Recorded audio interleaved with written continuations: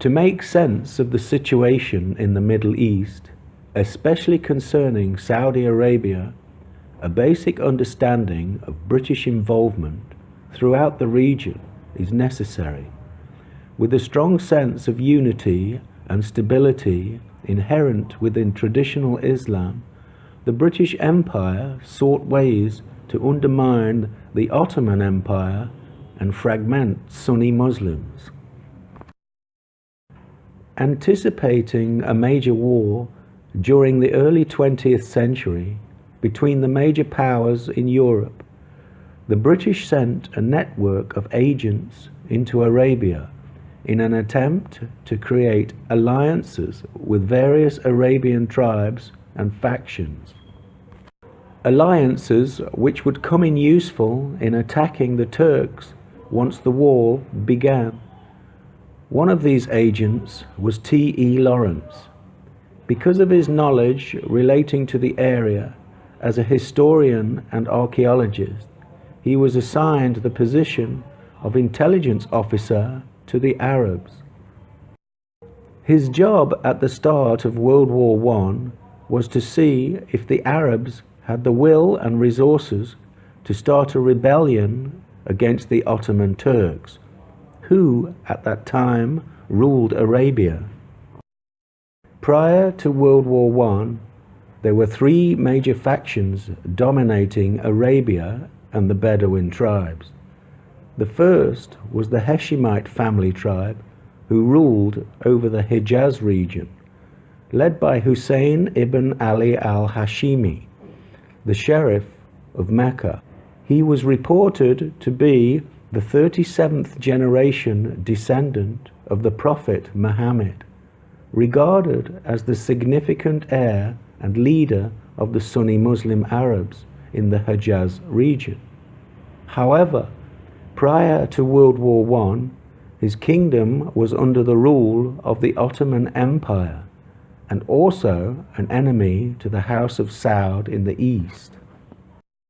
The second significant tribe were the House of Rashid, rulers over the Najd region, and also formidable enemies to the House of Saud, a rivalry in which they spent years competing with one another for the capital city of Riyadh. The third tribe was the House of Saud, which had joined with the formidable fighting force of the Ikhwan, the brotherhood of pro-Wahhabi nomadic militants. As a united front, they promoted fundamental and radical Islam, viewing all non-Wahhabists as infidels, enemies who they felt it necessary to defeat. Because of their ruthlessness and aggressive tenacity, the British thought they could negotiate with their leader, Abdul Aziz, and use him as a counterweight against the efforts of the other Arab tribes who were trying to unite the country.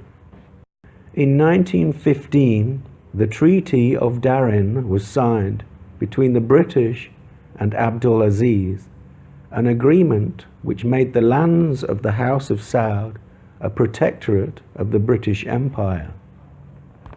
In return, Abdul Aziz agreed not to expand his territory into any other areas under British control. While this was taking place, Lawrence of Arabia was negotiating in the west with the Sharif of Mecca and his son Faisal bin Hussein in an attempt to persuade them to unite and liberate themselves from their Turkish overlords.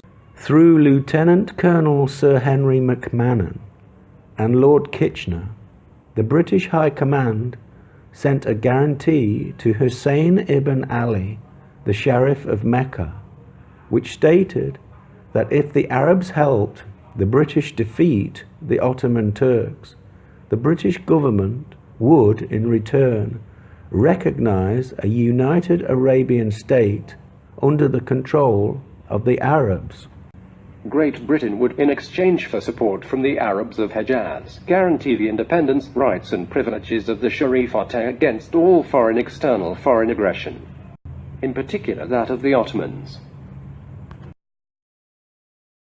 Believing that the Western Arabs would not be able to sustain an attack on the Turks for long, the British did not take their agreements with the Arabs seriously. While the Western Arabs were being cajoled by the British to help fight the Turks, the Sauds were given instructions to sit and wait, holding on to Riyadh and the area they had seized in 1913 around the port city of Al-Hafuf, and not to get involved in the Arabian revolt in the west. Under the pretext of a new united Arabia, together with British supplies of hardware and munitions, the Sharif of Mecca, the genuine descendant of the Prophet Muhammad, rallied what Arabs he could and began an offensive against the Ottoman Turks. The first attacks on Medina were unsuccessful, repelled by Turkish artillery and German aircraft. However, as more munitions poured in at the request of T.E. Lawrence, the Arabs gained new momentum. They decided to leave the Turks in Medina isolated and went north towards their ultimate goal of Damascus. The Sharif of Mecca called upon Auda Abu Taya, a former warrior for the house of Rashid, to come and help in the Arab revolt. Auda was regarded as one of the greatest warriors of his day. Furthermore, if the Arabs were to succeed, they would need all the help they could get. A plan was put in place to attack the Red Sea port of Aqaba at the northwest tip of the Hejaz. Auda, along with 500 Arab warriors, devised a surprise attack on the Turkish garrison on the edge of the city. On the 2nd of July 1917, the Turks fell, with 300 of their soldiers being slaughtered at the expense of a handful of Arabian warriors. The attack was such a success, the British High Command started to take the Arab revolt seriously. With Aqaba now in the hands of the Arabs, British and Allied forces were able to use the port to bring supplies and troops for a further push north in an attempt to liberate Jerusalem and Damascus from the Ottoman Turks. While all this fighting was taking place, the British High Command back in England were hatching secret plans of their own. In May 1916, together with the French, the British produced the Sykes-Picot Agreement, an arrangement which, in the event of victory, redefined and shared the northerly territories of Arabia between the two major powers, neglecting any legitimate claims made by the Arabs. Also, in November 1917, Lord Balfour, as Foreign Secretary, wrote to Lord Rothschild, the head of the international banking cartel, promising the Zionists, in the event of victory, the area of land known as Palestine. Although the Arabs thought they were fighting for their freedom and independence, the European powers had other plans. When Lawrence of Arabia, fighting alongside the Arabs, found out about these secret agreements, he was furious. Realizing the magnitude of deceit to which he was caught up in, not only towards the Arabs, but also to him personally, he had no other choice but to keep the information to himself. For my work on the Arab front, I had determined to accept nothing. The cabinet raised the Arabs to fight for us by definite promises of self-government afterwards. Arabs believe in persons, not in institutions. They saw in me a free agent of the British government and demanded from me an endorsement of its written promises. So I had to join the conspiracy, and for what my word was worth, assured the men of their reward. In our 2 years' partnership under fire, they grew accustomed to believing me, and to think my government, like myself, sincere. In this hope they performed some fine things, but, of course, instead of being proud of what we did together, I was bitterly ashamed.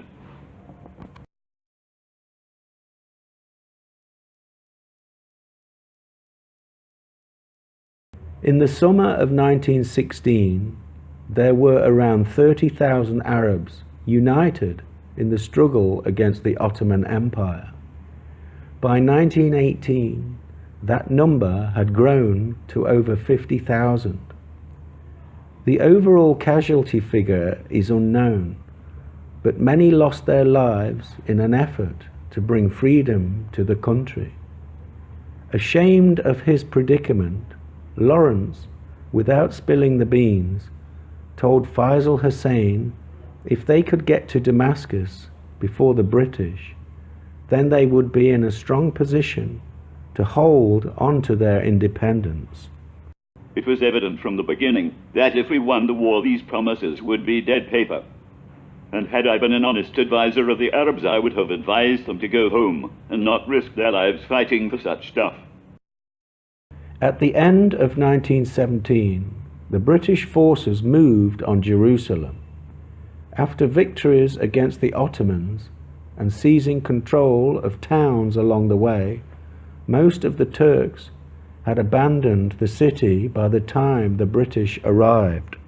While the British were strengthening their position in Palestine, the Arabs under Faisal were making plans to reach Damascus. This would take time, as there were still many towns and villages to liberate along the way. By the time the British and Arabs reached Damascus, in October 1918, the Turks, knowing what was coming, had fled, and the new Emir Faisal was chauffeur-driven into the city as the head of the new independent Arabian government. Over the next few weeks, Faisal became aware of the British secret negotiations with the French and the Zionists through the Sykes-Picot Agreement and the Balfour Declaration. He felt bitterly betrayed, objecting strongly to their deceit and underhand tactics. He walked out on many meetings with the British, who were trying to negotiate a new settlement. At this point, Lawrence had already returned to England, where he was invited to Buckingham Palace to be presented a knighthood by King George V. However, unhappy and ashamed by the whole episode, he turned the king down as a protest for the British betrayal of the Arabs. With Emir Faisal's dream of an independent Arab state having slowly evaporated, T.E. Lawrence tried to help him by promoting his cause at the Paris Peace Conference in early 1919. Unfortunately, all they could do was present their case and wait for the results. During the Paris Peace Conference, Chaim Weizmann, president of the Zionist movement, approached Emir Faisal to sign an agreement for amicable cooperation between Arab and Jews within the Middle East, especially concerning Palestine. This agreement was known as the Faisal-Weizmann Agreement, a document which was used by the Zionist delegation at the 1919 Peace Conference to stress that Zionist plans for Palestine were given prior approval by the Arabs. Faisal believed that by accepting the proposals for a Jewish state and creating mutual agreements and allies, he could increase the probability of achieving an Arab statehood for his own people. He wrote, "Dear Mr. Frankfurter, I want to take this opportunity of my first contact with American Zionists to tell you what I have often been able to say to Dr. Weizmann in Arabia and Europe. We feel that the Arabs and Jews are cousins in having suffered similar oppressions at the hands of powers stronger than themselves. and by a happy coincidence have been able to take the first step towards the attainment of their national ideals together. The Arabs, especially the educated among us, look with the deepest sympathy on the Zionist movement. Our deputation here in Paris is fully acquainted with the proposals submitted yesterday by the Zionist organization to the peace conference, and we regard them as moderate and proper. We will do our best, insofar as we are concerned, to help them through. We will wish the Jews a most hearty welcome home. With the chiefs of your movement, especially with Dr. Weizmann, we have had and continue to have the closest relations. He has been a great helper of our cause, and I hope the Arabs may soon be in a position to make the Jews some return for their kindness. We are working together for a reformed and revived Near East, and our two movements complete one another. The Jewish movement is national and not imperialist. Our movement is national and not imperialist, and there is room in Syria for us both. Indeed, I think that neither can be a real success without the other. People less informed and less responsible than our leaders and yours, ignoring the need for cooperation of the Arabs and Zionists, have been trying to exploit the local difficulties that must necessarily arise in Palestine in the early stages of our movements. Some of them have, I am afraid, misrepresented your aims to the Arab peasantry and our aims to the Jewish peasantry, with the result that interested parties have been able to make capital out of what they call our differences. I wish to give you my firm conviction that these differences are not on questions of principle, but on matters of detail such as must inevitably occur in every contact of neighboring peoples, and as are easily adjusted by mutual goodwill. Indeed, nearly all of them will disappear with fuller knowledge. I look forward, and my people with me look forward, to a future in which we will help you and you will help us, so that the countries in which we are mutually interested may once again take their places in the community of civilized peoples of the world. Believe me, yours sincerely, SGD Fiesel.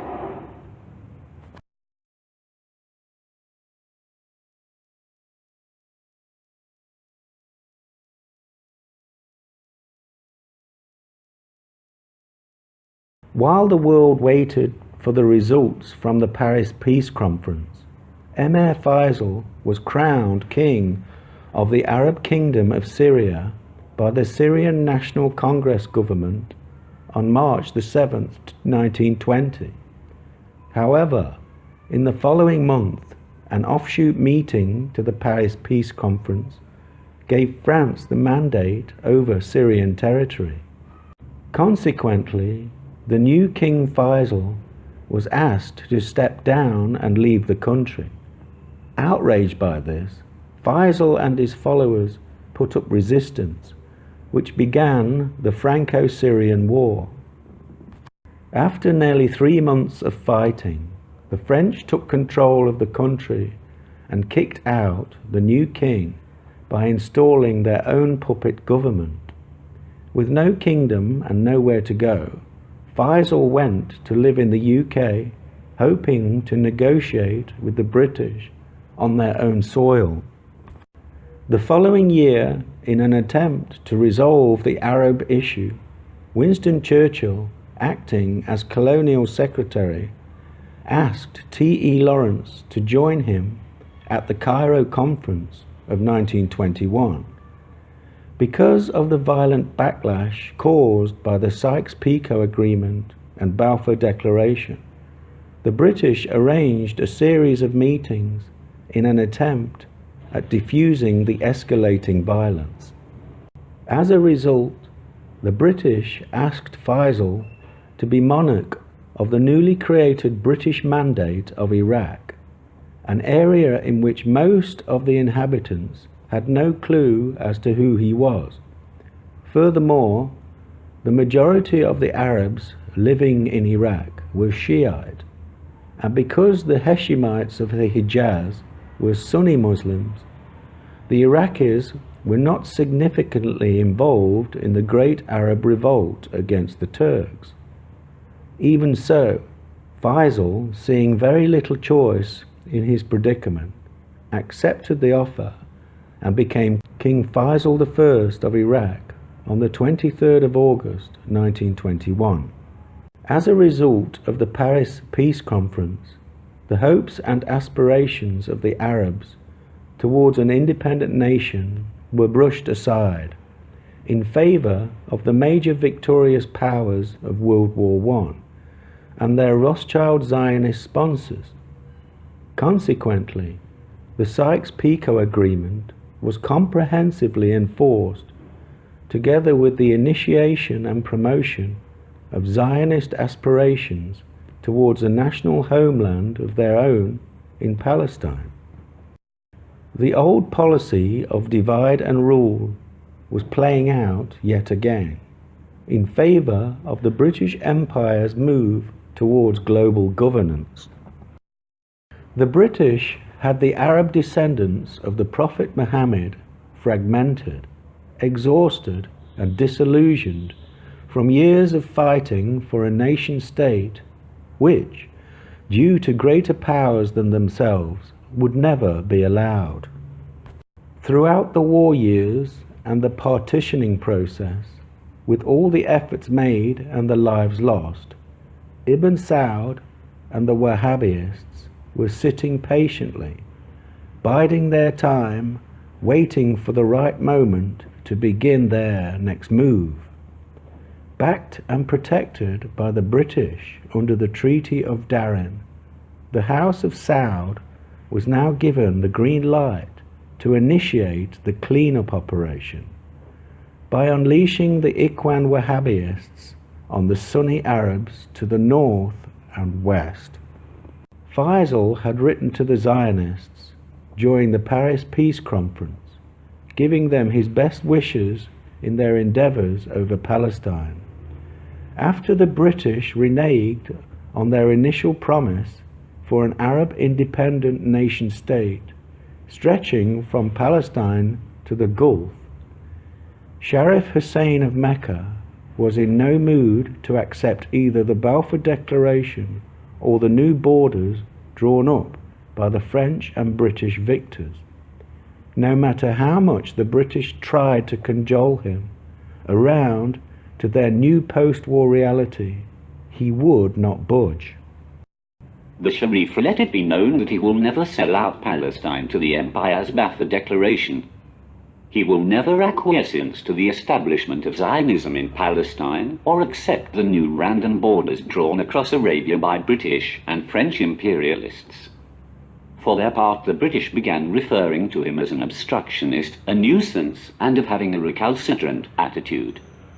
The British let it be known to the Sharif that they were prepared to take drastic measures to bring about his approval of the new reality regardless of the service that he had rendered them during the war. After the Cairo Conference in March 1921, where the new Colonial Secretary Winston Churchill met with all the British operatives in the Middle East, T.E. Lawrence, that is of Arabia, was dispatched to meet the Sharif to bribe and bully him to accept Britain's Zionist colonial project in Palestine. Initially, Lawrence and the Empire offered 80,000 rupees. The Sharif rejected it outright. Lawrence then offered him an annual payment of £100,000. The Sharif refused to compromise and sell Palestine to British Zionism.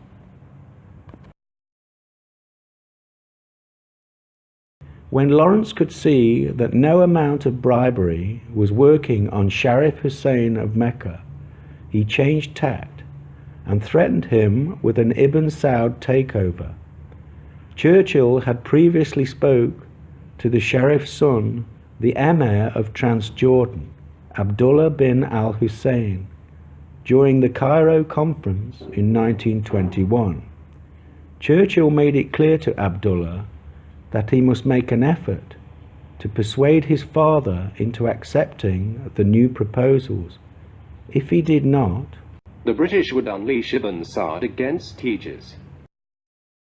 Ibn Rashid of the House of Rashid and ruler over the Kingdom of Najd, who throughout 1920 had expanded his territory north towards the borders of Palestine, also rejected these new proposals offered by the British. As a consequence, The British were worried about another Arab alliance making trouble for them in the future. By December 1920, the British were sending Ibn Saud a monthly allowance of £10,000 in gold bullion, which is equivalent to £500,000 in today's money. This also came with thousands of rifles, field guns, and ammunition supplies.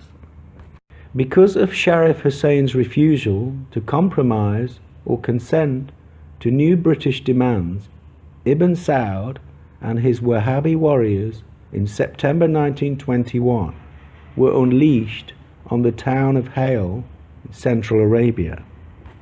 A show of force designed to persuade Sharif Hussein one last time. Following this victory, Ibn Saud declared himself the Sultan of Najd. On top of this show of force, with Ibn Saud on the doorstep, the British asked Sharif Hussein to seriously reconsider the British offer. The proposals that were put in writing and sent to the Sharif were not even looked at. The Sharif tore them up and drafted his own rejection statement. After 3 more rounds of negotiations had failed, a message was sent to Ibn Saud in the summer of 1924, stating that the British Empire had terminated all discussions with the Sharif.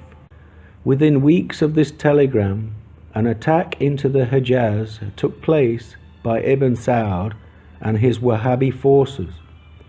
Following the attacks, telegrams were sent to both Hussein's sons, Abdullah in Transjordan and Faisal in Iraq, telling them both to stay put and not give any assistance to their father in the Hejaz. By October, Sharif Hussein was forced to abdicate. He fled Mecca for the port town of Aqaba, the same port 7 years earlier which he had liberated from the Turks in aid of the British war effort. He was eventually pushed out, finding exile in Cyprus. Reports of this takeover were portrayed in the media as an internal religious conflict. No mention was made of British geopolitical objectives, a tactic still in use today, as the rest of the area is decimated and divided, allowing no future union or expansion of traditional Islam, a religious tradition which once created the Islamic golden age of enlightenment. By the end of 1925, the Hejaz had been conquered by Ibn Saud and his band of fanatical warriors. On the 10th of January, he declared himself to be king of the Hejaz. The following year, he also announced himself king of the Najd. Both kingdoms were now firmly under his control. Because Wahhabism is such an extreme and perverted version of Islam, traditional moderate ways of living, which had been enjoyed for over 1,000 years, came to an abrupt end. The Wahhabists' ruthless, fundamental and conservative approach to life made them a feared force among the people who had just been conquered. A number of the extreme fundamental elements at the top of the Ikhwan movement were becoming increasingly unhappy with Ibn Saud's close relationship with the British Empire and saw it as collusion with the enemy or the infidel. Consequently, a revolt erupted in 1927, rebelling against the authority of Ibn Saud himself. Over the next 3 years, clashes would erupt between forces loyal to Ibn Saud and the 10,000-strong Ikhwan warriors. Without the help of the British and Kuwaiti forces, Ibn Saud and his new kingdom could have been overrun by an even more ruthless enemy. By 1930, the revolt had been quashed, and by 1932, the two kingdoms of Najd and Hejaz had been brought together under the one kingdom now known as Saudi Arabia. A few years after the Cairo conference, T.E. Lawrence lost interest in his military career and took early retirement. As a huge national hero, Lawrence had influence over those who respected and admired him.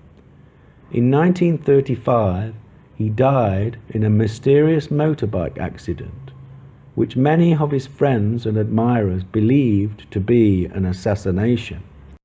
During this period, he was aligning himself with Oswald Mosley, the leader of the British fascist movement. On the day of the accident, he was on his way to see his friend Henry Williamson, a Hawthornden Prize winner, who was negotiating a future meeting between Adolf Hitler and Lawrence. Churchill attended his funeral.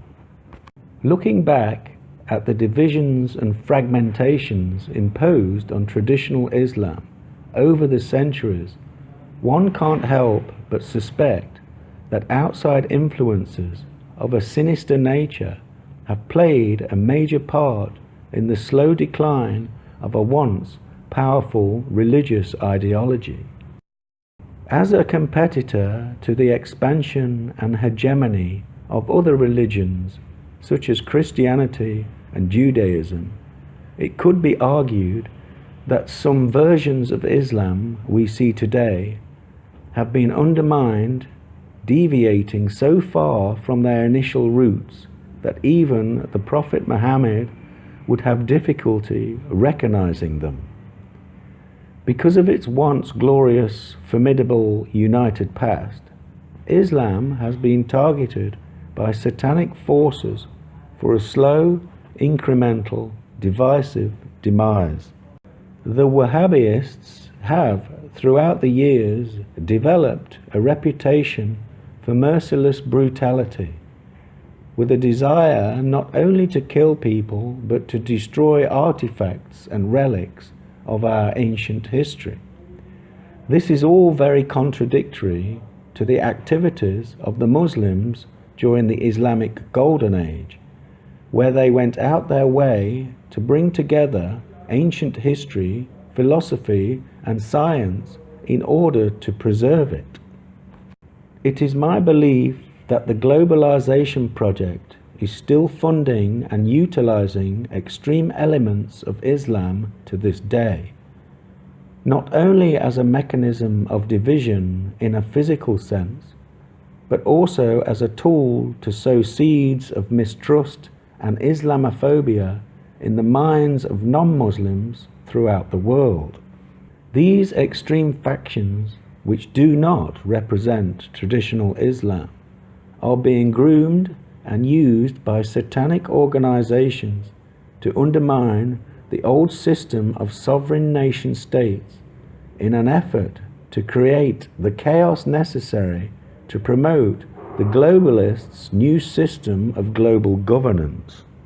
The modern private central banking system, a usurious enterprise, is the foundation which underpins modern globalization, which is dominated by the Rothschild banking family, a dynasty which was founded in the mid-18th century. This banking dynasty, which through debt influences the present and future prosperity of each nation's economical and political positioning within world commerce. Through government borrowing, conditions are placed on loans offered by the IMF and World Bank, which slowly maneuver these countries towards political, social, and financial parity with one another. This is the main tactic used to steer each country towards their place within the one-size-fits-all mono-mechanism of globalization. For the global financial usurious monetary system to be complete, everyone must be under its control. This is one of the main reasons why Islam is targeted by Western powers due to its religious laws forbidding usury. Over the past 2 centuries, the British Empire teamed up with the Rothschild Zionist banking cartel to promote each other's interests as they expanded the empire.